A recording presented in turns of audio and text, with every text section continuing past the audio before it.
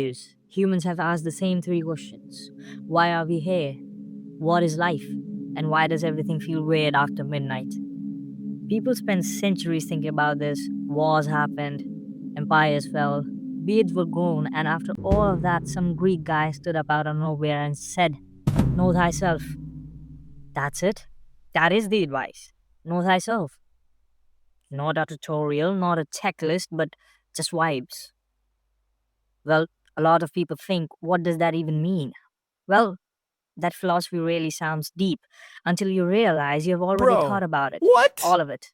2 in the morning, in the night when you're looking at the ceiling, replaying the conversation you had with someone in 2016.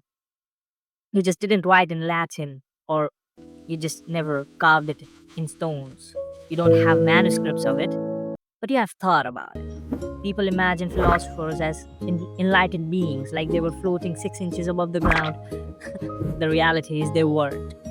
They were just normal human beings, regular, trying to understand life without Google Maps, therapy apps, comment section, or ChatGPT. They also had the same confusion, same overthinking. Objectively, worse outfits. Take one of the most famous ideas ever known, know thyself. People treat this like a cheat code to life. Like once you understand it, your third eye open and a wise monk hands you a certificate. But it literally just means stop lying to yourself.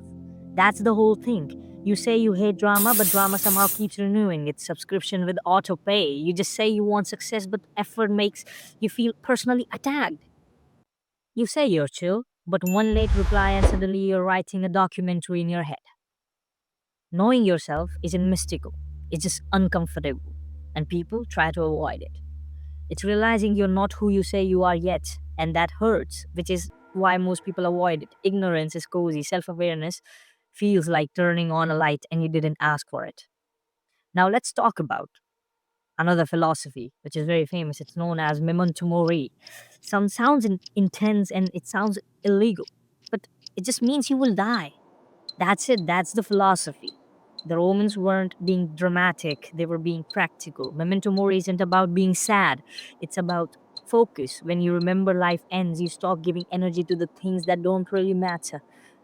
Pitchy arguments, random opinions, that one thing that ruined your whole day, but you can't remember now. That doesn't ruin life, it sharpens it. Suddenly, time feels expensive. Now, favorite ones. And sometimes what happens is you take life so seriously you forget how you have to live it. But that's just what this philosophy is trying to make you understand. Memento mori. Now we will move on to my favorite philosophy, I will say.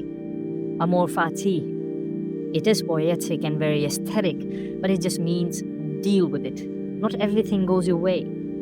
The plan that failed, plan that you had was like you were trying to do something in your life and it failed somewhere, somehow.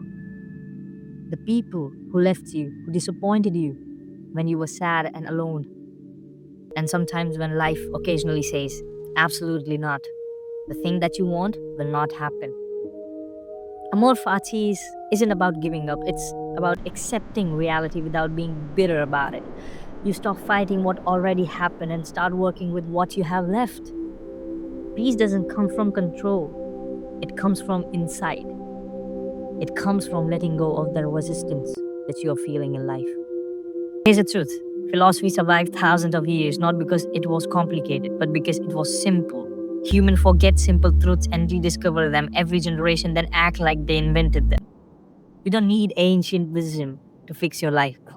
You already know what you should do. You're just avoiding it. Philosophy was never that deep. We just needed reminders.